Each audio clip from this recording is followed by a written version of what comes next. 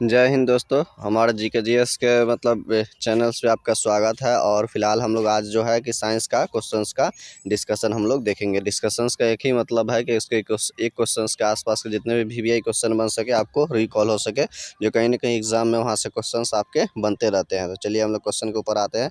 Question ये करा है कि यदि एक वस्तु पे दोनों सिरों पे पकड़ कर क्या हुआ है, इसको खींची जाती है, तो उस पे लगने वाला जो लागू जो बल होता है उसे ही हम लोग खिंचाव बल कहते हैं। और ये खिंचाव बल को याद रखेगा, इसको पेशीय बल भी कहा जाता है। इसको पेशीय बल के भी नाम से जानता है, या फिर इसको खिंचाव यानी को धक्का भी इसको आप कह सकते हैं आसानी से। हालांकि अब बात कर लेते हैं यहाँ पे क्या शब्द आया हुआ है बल के बारे में, याद रखिएगा। तो बल का यहाँ पे फॉर्मूला होता है F बराबर ma, ये उसका फॉर्मूला होता है। अगर इसका मात्रक के रूप में अगर देखिएगा तो इसका मात्रक हो जाएगा आपका kg, याद रखिएगा, kg मीटर प्रति सेकेंड स्क्वायर, ये उसका क्या होता है कि मात्रक होता है। उसी तरह से अगर हम लोग इसका बल का अगर बीमा के रूप में याद रख लेंगे तो बीमा का याद रखिएगा, इसका बीमीय सूत्र होता है MLT-2 होता है। क्योंकि अब ये देख लेते हैं कि ML2-2 आया कैसे से। पहले याद रखते हैं हम लोग, याद रखते हैं कि पहले त्वरण का हम लोग देख लेते हैं। तो त्वरण का जो होता है उसका मात्रक क्या होता है, LT-2 होता है, LT-2। क्योंकि आप यहाँ पे जानते हैं त्वरण मतलब वेग में परिवर्तन की दर को क्या कहा जाता है, त्वरण कहा जाता है। यानी कि A बराबर V-U/T ये इसका होता है। और उसका अगर मात्रक की बात करेंगे तो मात्रक में इसका हो जाता है त्वरण का मीटर प्रति सेकेंड स्क्वायर।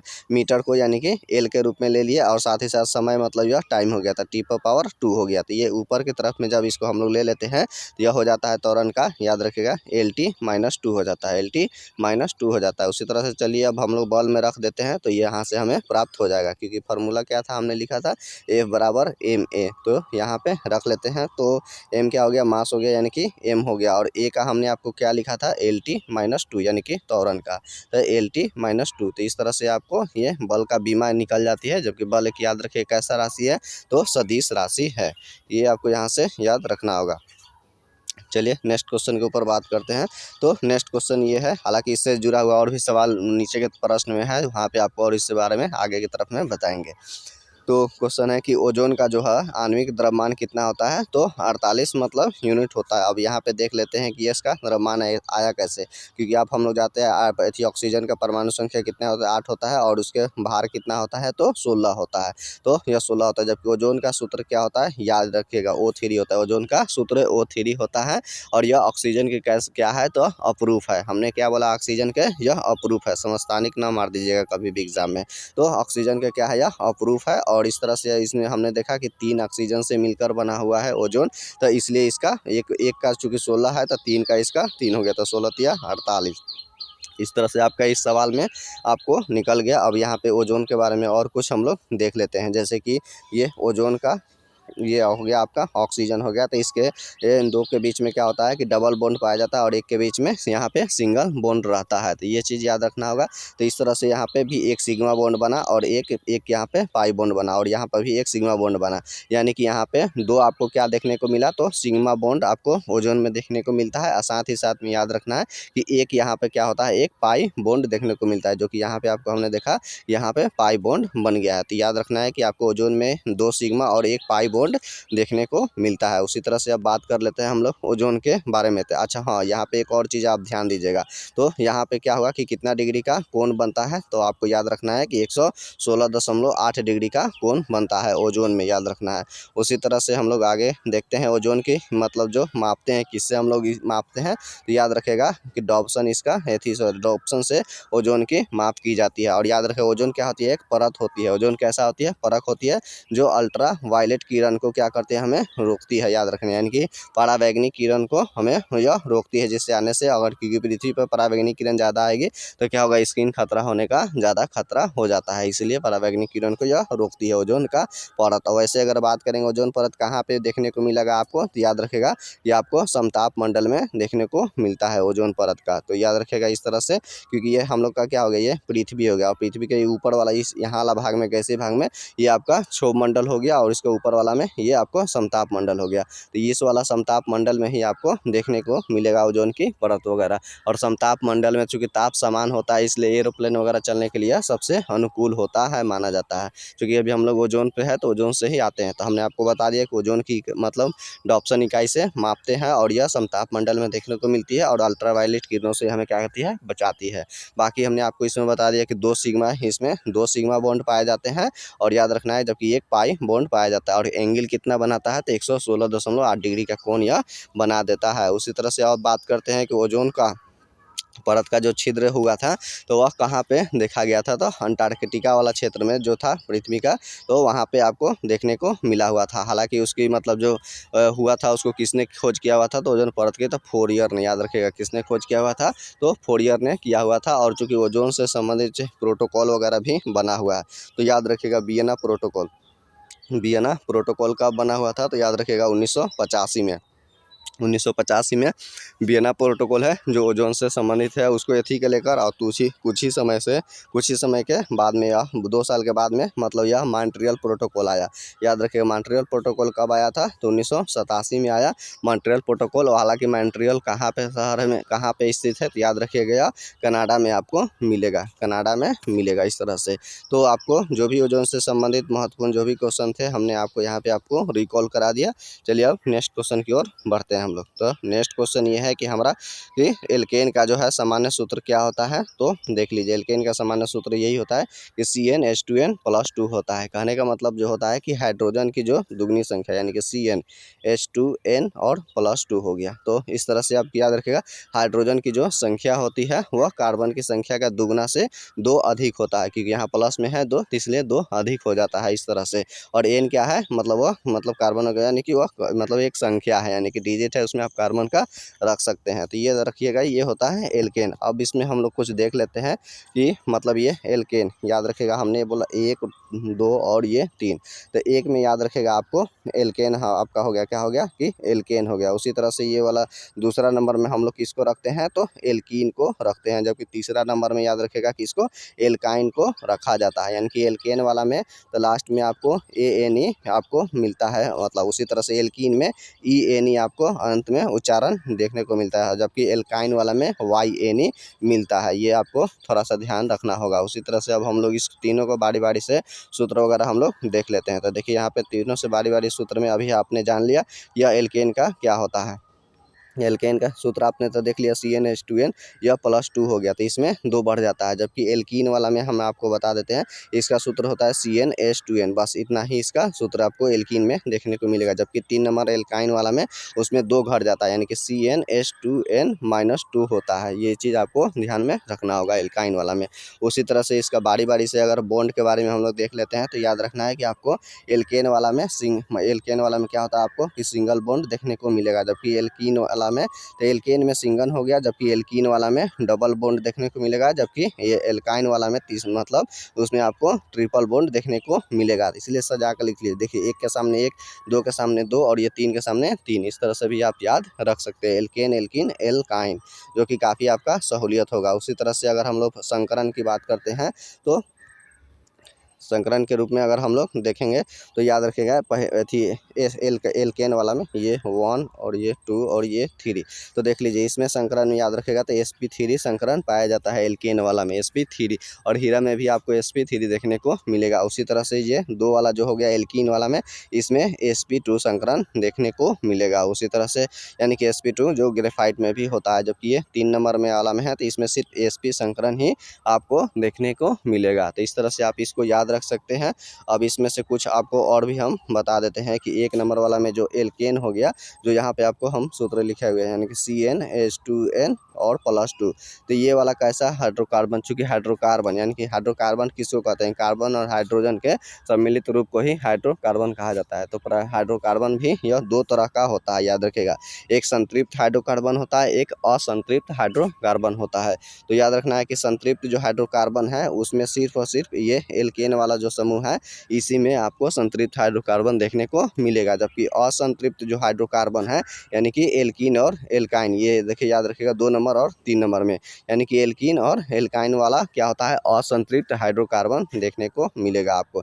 यानी कि CnH2n ये एल्कीन हो गया, जबकि एल्काइन वाला में CnH2n और -2 ये वाला आपके एल्काइन वाला में ये हो गया। तो ये आपको असंतृप्त हाइड्रोकार्बन हो गया 2 नंबर 3 नंबर, और जबकि 1 नंबर वाला यह संतृप्त हाइड्रोकार्बन होता है। उसी तरह से अगर हम लोग आगे की तरफ में बात करेंगे, एक एक एरोमेटिक हाइड्रोकार्बन भी होता है। उसकी आकृति कैसा बनाता है, तो वलय के आकार का लगभग बनता है। तो वलय के आकार में जो बनता है यानी कि उसमें याद रखिएगा वो बेंजीन का होता है।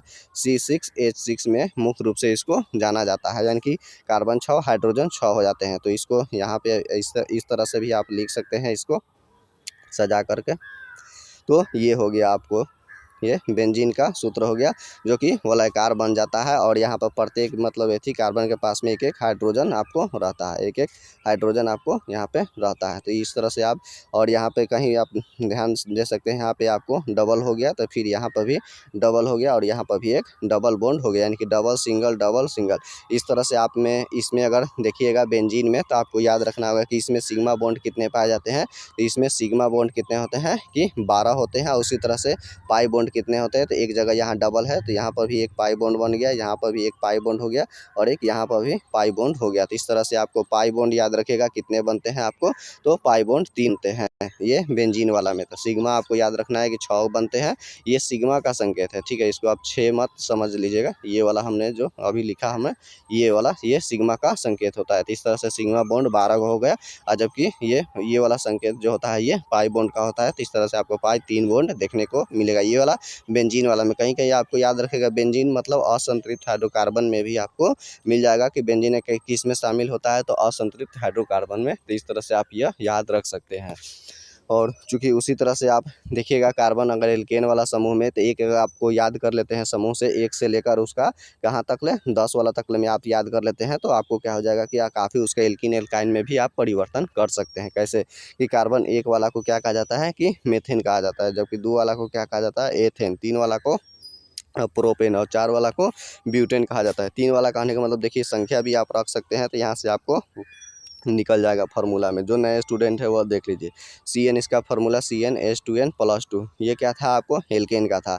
तो हमने N क्या है कार्बन संख्या याद रखिए, यहाँ पे क्या रख लीजिए आप मतलब ये प्रोपेन यानी कि 3 वाला को, तो C3 हो गया, और यहाँ पर भी 2 × 3, और ये क्या हो गया +2 हो गया। तो आपको मिल गया C3 और ये H, तो 3 दूना 6 और 6 व 2 कितना हो गया 8, तो 3 दूना 6 और 6 2 8। तो इस तरह से हो गया इसका हाइड्रोजन की जो संख्या है कार्बन की संख्या का उसका दुगुना का 2 अधिक हो गया। तो इस तरह से आपका बन जाता है तो प्रोपेन। तो इस तरह से 3 वाला का प्रोपेन, 4 वाला को ब्यूटेन कहा जाता है, 5 वाला को पेंटेन कहा जाता है, 6 वाला को हेक्सेन, 7 वाला के हेप्टेन, 8 वाला के ऑक्टेन, 9 वाला के नॉनेन, 10 वाला को डीकेन कहा जाता है। तो इस तरह से आप ज्ञात कर सकते हैं। तो उसमें से यानी कि ये हो गया एथेन एथिन और एथाइन। उसी तरह से propane propene propyne, butane butene butyne, ये इस तरह से कहलाता है।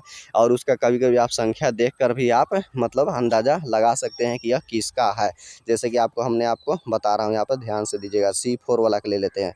C4 एगो H10 हो गया, और एक C4H8 हो गया, और एक C4, और यहाँ पे H कितना हो गया यानी कि 6 हो गया। तो हमने आपको यहाँ पे आप हाइड्रोजन की जो है संख्या देख करके आप पता लगा सकते हैं कि यह किस ग्रुप का है, एल्केन का है कि एल्कीन का है कि एल्काइन का है। क्योंकि यहाँ पे काउंट कीजिए, यहाँ पे ये कार्बन कितना है 4 है, तो 4 का दुगना करें तो 4 दूना 8, 8 में क्या हुआ यह 2 अधिक है यानी कि 10 है। इसका मतलब यह एल्कीन ग्रुप का है। उसी तरह से अगर ब्यूटेन में हम लोग यहाँ पे काउंट करेंगे तो हाइड्रोजन कितना है 8, इसका मतलब कार्बन से काउंट करेंगे तो 4 दूना 8, इसका मतलब यह एल्कीन का है। क्योंकि एल्कीन में न +2 हो रहा था ना ही -2 हो रहा था। उसी तरह से यहाँ पे काउंट कीजिए C4H6 हो गया, यानी कि 4 दूना 8, 8 में से 2 घट गया, यानी कि हाइड्रोजन 2 घटा हुआ है उसका दुगना से। तो इसका मतलब यह एल्काइन ग्रुप का है। तो इस तरह से आप एथी भी काउंट करके बारी बारी से आप अपना जाँच कर सकते हैं।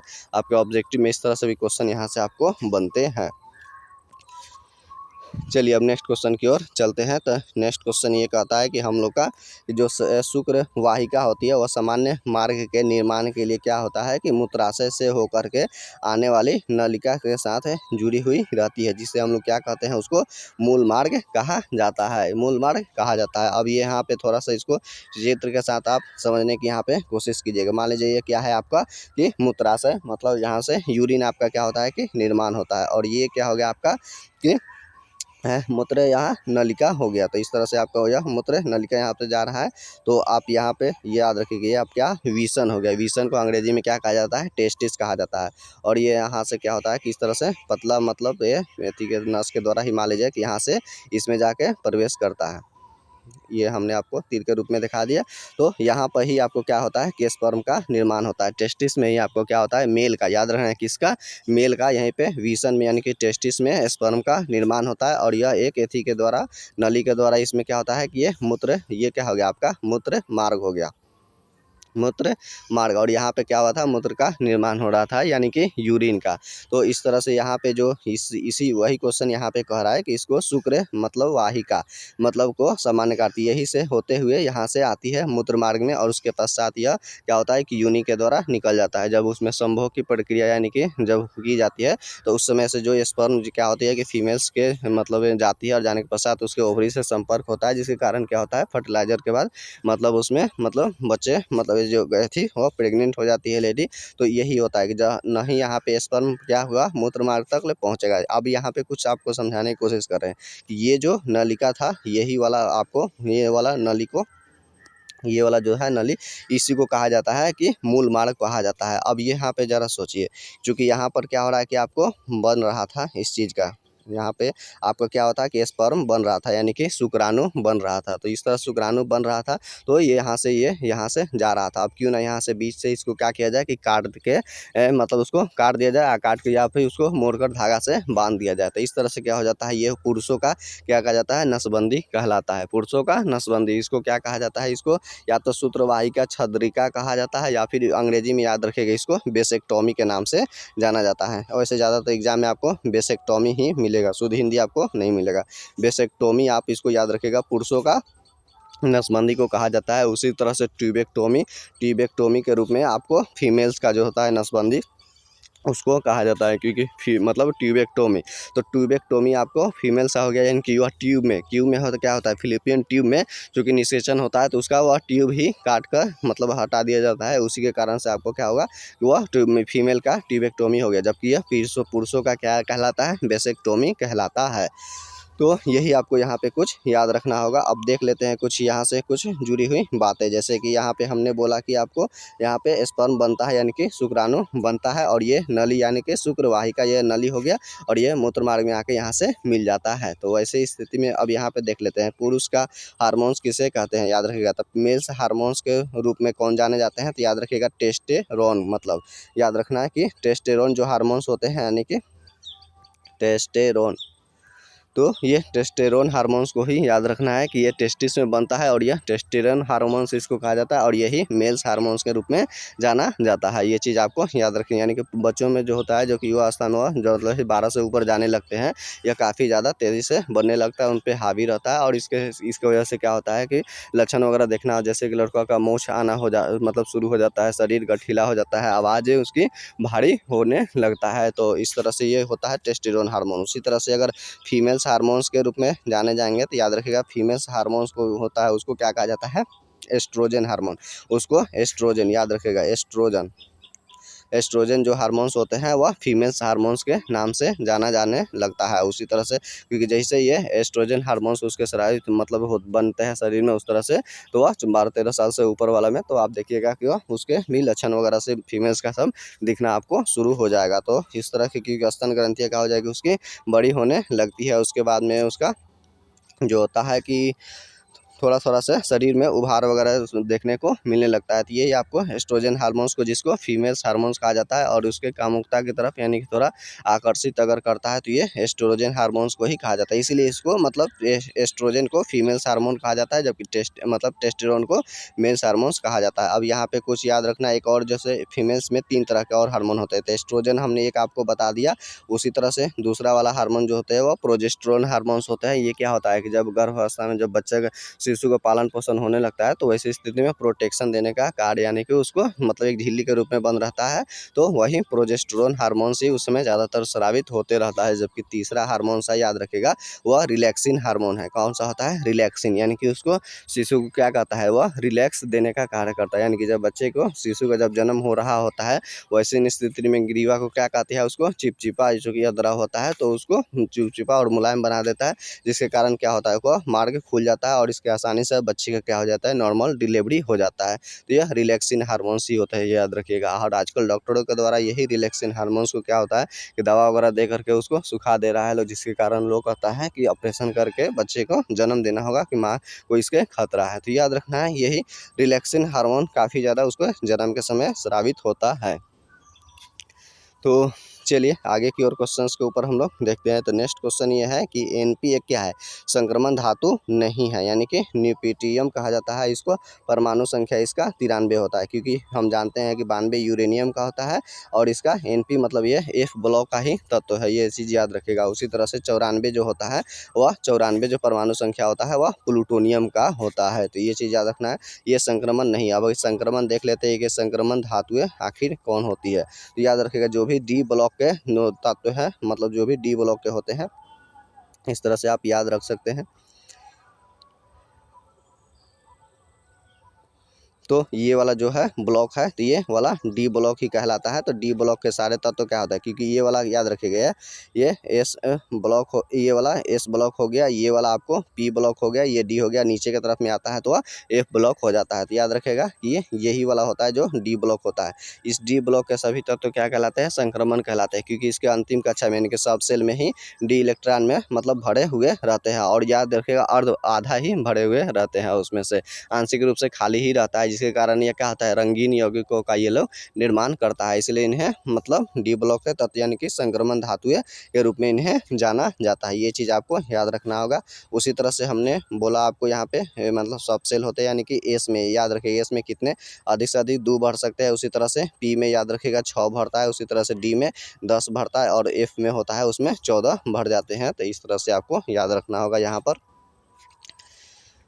चलिए, जबकि ये हमने बना दिया था, तो ये क्या था, एक तरह का पीरियडिक टेबल ही था। और पीरियडिक टेबल अभी आधुनिक रूप से किसको जाना जाता है, तो मोस्ले को जाना जाता है, जो किस पे मतलब आधारित है। तो याद रखिएगा, वहाँ भार पर, परमाणु भार पर सजाया गया है। हालांकि सबसे पहले के अगर इतिहास में अगर देखेंगे हम लोग पीरियडिक टेबल में, तो आपको याद रखना है कि डोबनेरा का ट्रिक नियम आया हुआ था, यानी कि 2 तत्वों का जो होता है उसका मतलब औसत योगफल का तीसरा के लगभग बराबर होता था, वही है डोबनेरा का ट्रिक नियम। उसी तरह से न्यूलैंड का आया हुआ था अष्टक नियम। अष्टक नियम ही उसने सारे गा मा पा धा नी सा संगीत पे सजाया हुआ था। इनकी हर एक 8वां तत्व के बाद पहला तत्व उसके समान देखने को मिलता है। तो ये हो गया। उसी तरह बाद में जाकर मेडलिफ ने, जिन्हें आवर्त सारणी का पिता के रूप में जाना जाता है, जो मेडलिफ ने बनाया हुआ था, तो याद रखना है। तो मेडलिफ ने उसको परमाणु संख्या पर भार पे आधारित था। क्या हुआ था, परमाणु भार पे उसने सजा दिया था। परमाणु भार कहने का मतलब है तत्व का भौतिक और रासायनिक गुण क्या कहलाता है, वह मतलब उसके परमाणु भार के आवर्त फलन होते हैं। तो ये किस पे आधारित था, आपको तो याद रखना है मेडलिफ पे। और हालांकि सॉरी, हम आपको फर्स्ट में शायद उसमें भार या संख्या बोल दिए थे, थोड़ा सा उसे इग्नोर कीजिएगा। तो याद रखिएगा मेडलिफ का वह परमाणु भार पे ही आपको सजाया गया था। जबकि अभी जो आधुनिक रूप से है वह मोस्ले है, तो याद रखिएगा उसको किस पे सजाया गया है, क्रमांक पर। ये क्रमांक पर एकदम 100% याद रखिएगा, क्रमांक पर, यानी कि एटमिक नंबर पर, यानी कि पौधे मतलब तत्वों का भौतिक और रासायनिक गुण जो होते हैं वो याद रखेगा। परमाणु क्रमांक यानी कि एटमिक नंबर के क्या होते हैं, आवर्त फलन होते हैं। तो ये आधुनिक रूप से आपको मोस्ले को मिलेगा, जो इसी पे आपका बना हुआ है। तो ये आपको इस तरह से ध्यान रखना होगा। और चलिए नेक्स्ट क्वेश्चन फिर आएगा, और भी कुछ इससे पीरियडिक टेबल से जुड़ा हुआ है, आगे की ओर हम आपको बताते हैं। तो नेक्स्ट क्वेश्चन ये कह रहा है कि जो कैल्शियम के ऑक्साइड होते हैं, कैल्शियम के ऑक्साइड को सूत्र का इकाई का द्रव्यमान कितना होता है, तो यह 56 होता है। अब यहाँ पे हम लोग निकाल लेते हैं कि इसके 56 कैसे होते हैं। जोड़ लीजिए। कैल्शियम का कितना होता है, तो कैल्शियम का परमाणु संख्या 20 होता है और इसका मतलब भार कितना हो गया, तो 40 हो गया। उसी तरह ऑक्सीजन का 8 हो गया और ये कितना हो गया, 16 हो गया। तो इस तरह से आप यहाँ पे काउंट कीजिए।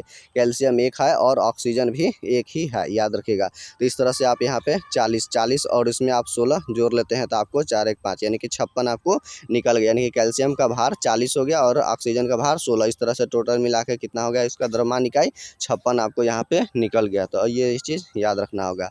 ये कैल्शियम के ऑक्साइड, इसको अन्य नामों से भी जाना जाता है। अब ये कौन से, इसको याद रखना है कि इसको चूना के नाम से जाना जाता है या फिर इसको बिना बूझा चूना के नाम से यानी कि सूखा चूना के नाम से इसको जाना जाता है। जबकि यह कैल्शियम के ऑक्साइड है, याद रखना है। तो हालांकि हम आपको बताते हैं कि धातुओं के जो ऑक्साइड होते हैं वो कैसा होते हैं, तो क्षारीय होते हैं। धातुओं के ऑक्साइड कैसे होते हैं, क्षारीय होते हैं। इसलिए कैल्शियम ऑक्साइड एक कैसा है, तो क्षारीय है, याद रखना है। उसी तरह से अगर यह चूना है तो उस तरह से हम लोग देखते हैं ये, तो याद रखना है कि ये जो कैल्शियम के जो ऑक्साइड है ये एक क्षारीय है और इस तरह से इसमें अगर हम लोग जल मिला देते हैं H2O ये मिला देते हैं तो इस तरह से ये क्या बन जाएगा, आपको देख लीजिए CaOH होल 2 हो गया। यानी कि यहाँ पे काउंट कीजिए, कैल्शियम एक, यानी कि यहाँ पे भी कैल्शियम एक हो गया, जबकि ऑक्सीजन एक यहाँ पे है और एक जल वाला ऑक्सीजन, तो एक और एक 2 हो गया। उसी तरह से यहाँ पे हाइड्रोजन 2 हो गया, तो यहाँ पे भी 2। तो इसको कर देते हैं, तो इसको हम लोग क्या करते हैं, यानी कि चूना में हम लोग पानी डाल देते हैं तो वह बूझ जाता है। यानी कि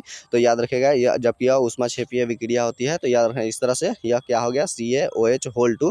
ये आपको बुझा हुआ चूना के नाम से जाना जाता है या फिर दूधिया चूना, याद रखेगा, या फिर भाखड़ा चूना।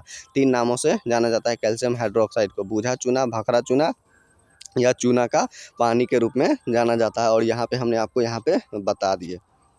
और जबकि हमने बोला कि धातुओं के ऑक्साइड क्या होते हैं कि क्षारीय होते हैं, उसी तरह से अधातुओं के क्या होते हैं, ऑक्साइड क्या होते हैं कि अम्लीय होते हैं।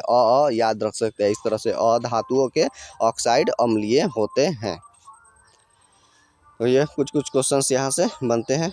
अगला क्वेश्चन देखते हैं। तो अगला क्वेश्चन ये कह रहा है कि ब्लैक एंड वाइट जो होते हैं फोटोग्राफी में सिल्वर Ag यानी कि चांदी होता है, इसका परमाणु संख्या 47 होता है, याद रखना है। तो इसको चांदी के धातुओं के यौगिकों का उपयोग किया जाता है, मतलब ब्लैक एंड वाइट फोटोग्राफी में। यानी कि अब इसमें फोटोग्राफी के रूप में यहाँ Ag नहीं बल्कि आपको लिखा रहेगा AgBr, यानी कि सिल्वर ब्रोमाइड का प्रयोग फोटोग्राफी प्लेट में किया जाता है। ये चीज़ आपको याद रखना होगा।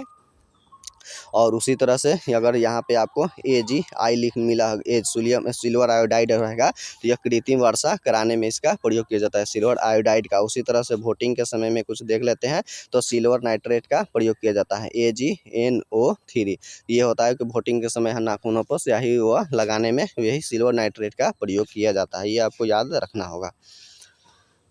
चलिए अगला क्वेश्चन की ओर हम लोग बढ़ते हैं। तो धातु का वह मतलब गुण होता है जो तन्यता है, जिसके कारण उसके क्या होते हैं कि तार में रूप में ढाला जा सकता है। और सबसे अधिक मतलब तन्यता का गुण याद रखेगा किसमें पाया जाता है, तो सोना में पाया जाता है। इसको तार करके एकदम मतलब इसको खींच करके नाखून कह रहे हैं, बाल के एकदम मतलब लगभग उतना पतला बारीक में भी हम लोग तार बना सकते हैं, तो सोना में। तो सबसे अधिक तन्यता का गुण आपको सोना में देखने को मिलती है।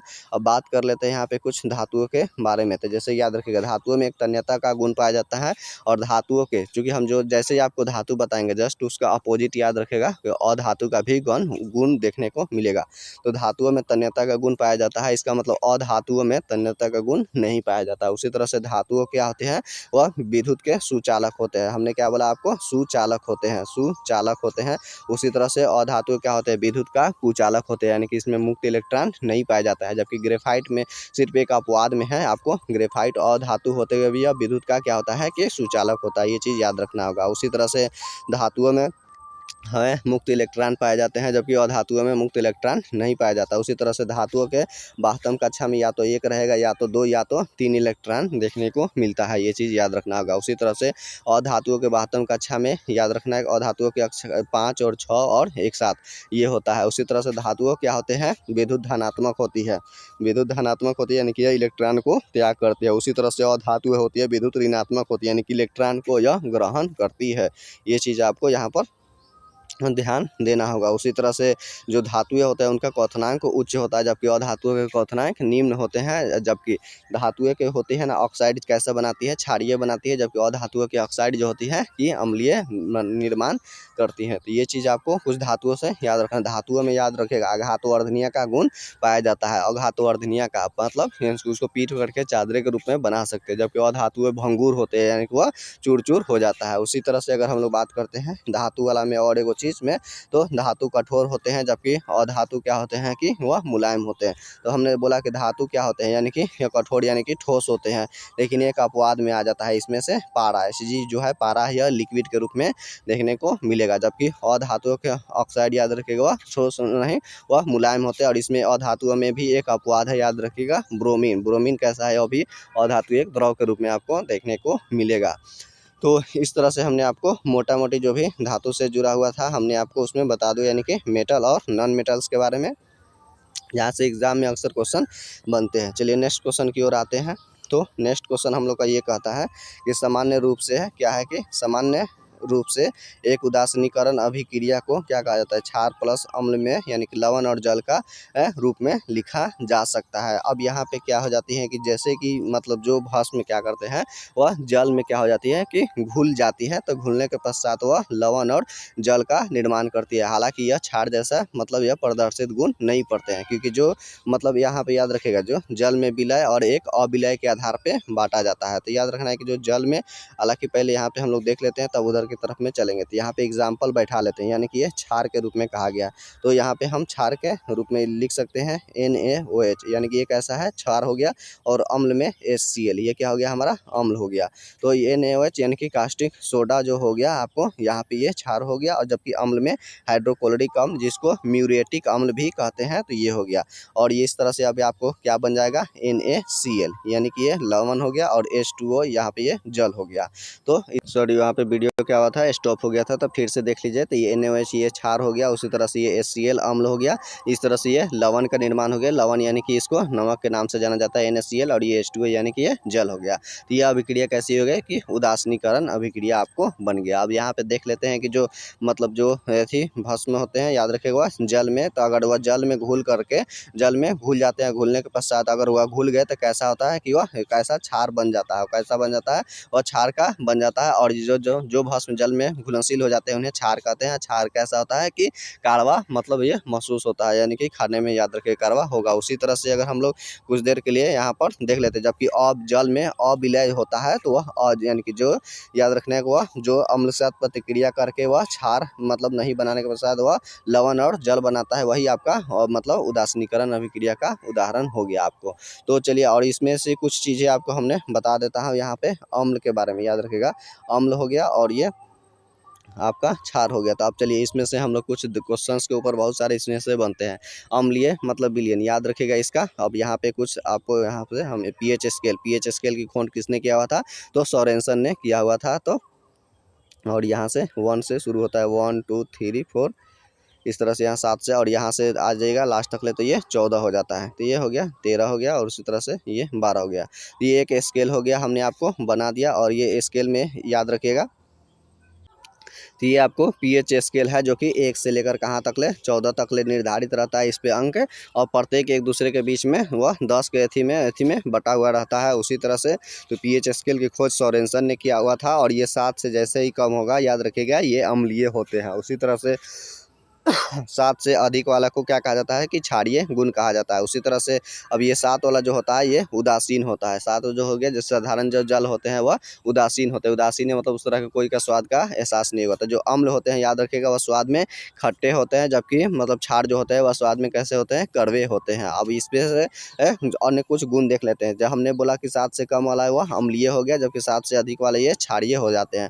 तो जैसे इधर की तरफ में दाहिने से बाएं की ओर आते हैं तो अम्लीयता का गुण बढ़ते जाता है। यानी कि कहने का मतलब है, अगर ये 6 वाला और ये 6 और ये 2 में अगर तुलना करेंगे, तो याद रखिएगा 2 में ज़्यादा अम्लीयता का गुण है, जबकि 6 वाला में क्या है, कम है। उसी तरह से अगर हम 8 में और उसी तरह से 14 में तुलना करेंगे, तो याद रखिएगा 8 में कम क्षार का गुण है, उसी तरह से 14 वाला में अधिक क्षार का गुण है। यानी कि यह बाएं से दाएं की ओर जाने पर क्या होता है कि क्षार का गुण बढ़ते जाता है। तो ये चीज़ आपको यहाँ से याद रखना होगा। अब हम लोग तो कुछ आगे की ओर चलते हैं, अम्ल और अम्ल और इसके क्षार के ऊपर में, तो देख लीजिए यहाँ पे लिख लेते हैं कि ये अम्ल हो गया। यहाँ पे बहुत सारा मतलब VBI क्वेश्चंस आपको बनते हैं, ये चीज़ ध्यान रखना होगा कि अम्ल का pH मान 7 से कम होता है, जबकि क्षार का pH मान 7 से क्या होता है कि आपको अधिक देखने को मिलेगा। इसका 7 से कम होता है, इसका 7 से अधिक होता है। उसी तरह से जो होता है, जो अम्ल होते हैं वह याद रखिएगा, उसमें H आयन रहता है, यानी कि जब अम्लीय जो होते हैं वह जल में घुल करके क्या देते हैं, वह H आयन प्रदान करते हैं, H आयन हमें प्रदान करता है। उसी तरह से क्षार क्या होता है, जल में घुल करके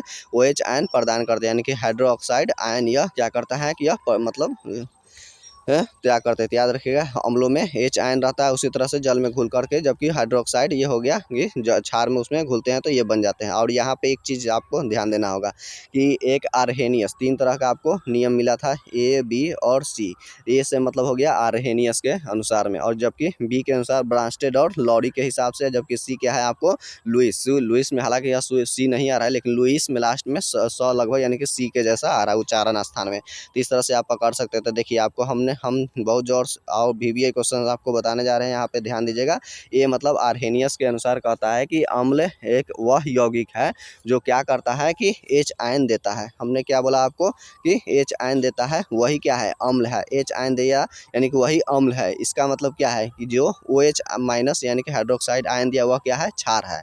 तो इस तरह से यह आर्हेनियस के अनुसार था। उसी तरह से अब ब्रांस्टेड के अनुसार अगर हम लोग चलेंगे, B मतलब यह ब्रांस्टेड और लॉरी, तो B के ब्रांस्टेड और लॉरी के अनुसार था कि अम्ल वह यौगिक को उसने माना था, उस वैज्ञानिक ने, जो बोला कि एक ऐसा पदार्थ जो दूसरे पदार्थ को क्या करता है कि प्रोटॉन देता है।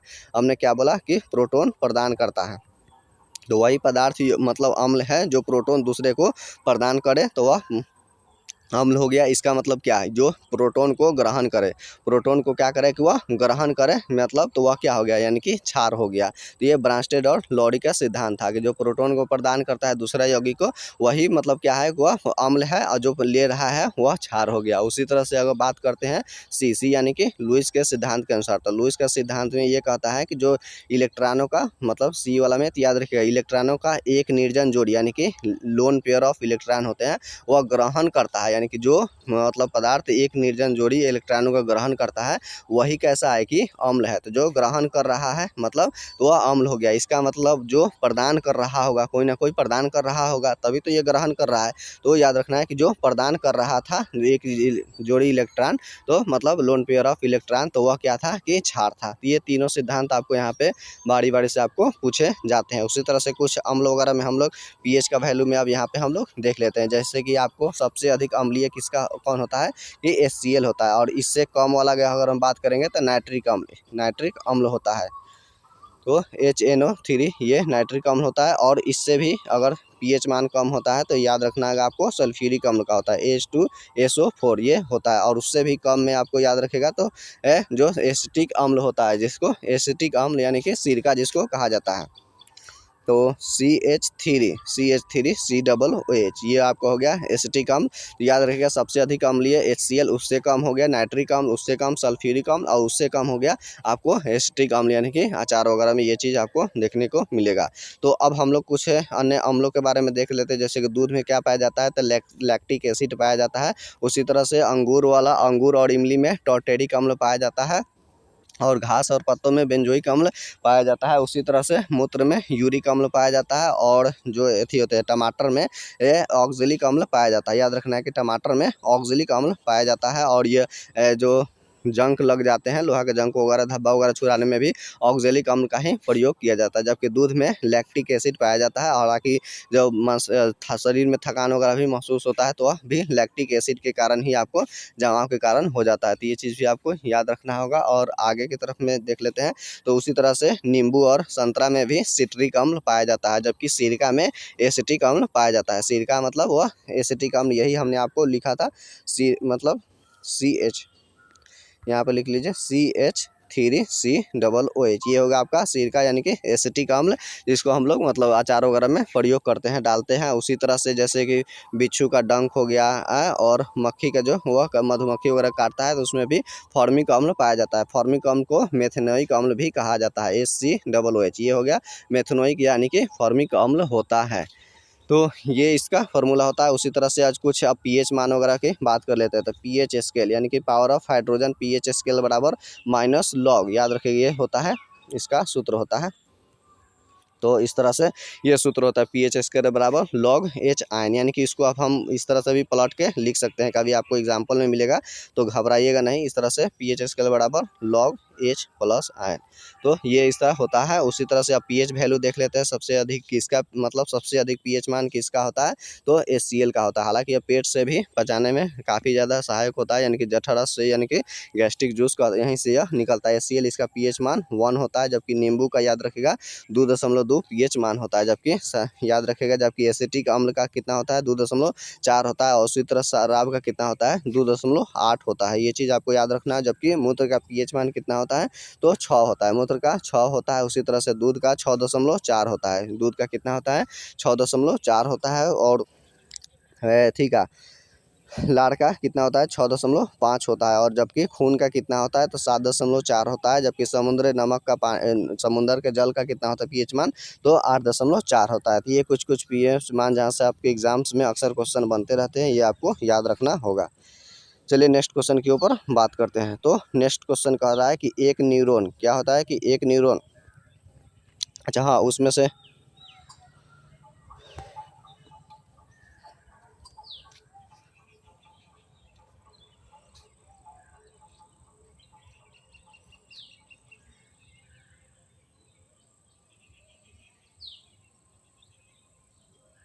और हमने अम्ल और एथी वाला में भस्म क्षार वाला में अभी हमने नहीं बताया, एक लिटमस होता है, लिटमस पत्र होता है, लिटमस।